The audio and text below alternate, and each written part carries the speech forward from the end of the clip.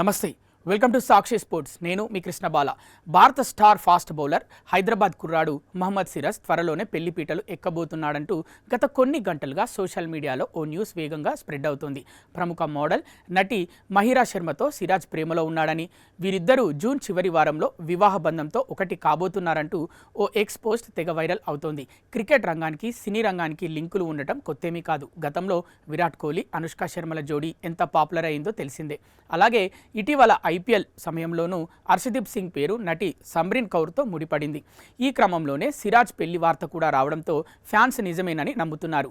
ఈ పెళ్లి రూమర్లకు బీసీసీఐ తీసుకున్న ఒక నిర్ణయం మరింత ఆజ్యం పోసింది. ఐర్లాండ్, ఇంగ్లాండ్ పర్యటనలకు ప్రకటించిన భారత టీ20 స్క్వాడ్లో మొదట సిరాజ్ పేరు ఉంది. కానీ ఆ తర్వాత అతని స్థానంలో ప్రసిద్ధ్ కృష్ణను ఎంపిక చేస్తున్నట్లు బోర్డు ప్రకటించింది.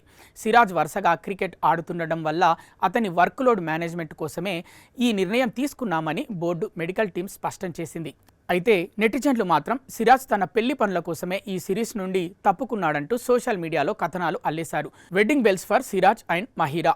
జూన్ చివరి వారంలో ఇద్దరు ఒకటి కాబోతున్నారంటూ ముఫాదల్ వోహ్రా పేరును పోలిన ఒక ఫేక్ అకౌంట్ నుంచి వచ్చిన ట్వీట్ కారణంగానే ఈ గందరగోళం మొదలైంది. అయితే ఈ వైరల్ పోస్ట్లో ఎలాంటి నిజం లేదు. సిరాజ్, మహిరా శర్మల వివాహం జరగబోతుందనే వార్త పూర్తిగా అబద్ధం.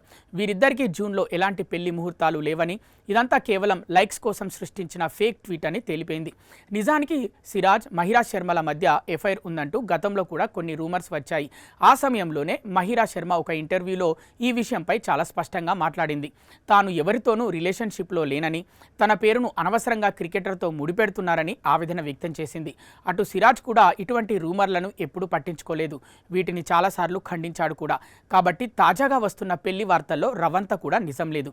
సిరాజ్ గత కొన్ని నెలలుగా తీవ్రమైన క్రికెట్ షెడ్యూల్తో బిజీగా ఉన్నాడు. టీ20 వరల్డ్ కప్ విజేతగా నిలిచిన భారత జట్టులో సభ్యుడిగా ఉన్న సిరాజ్ ఆ తర్వాత ఐపీఎల్లో గుజరాత్ టైటాన్స్ తరఫున అన్ని మ్యాచ్లు ఆడాడు.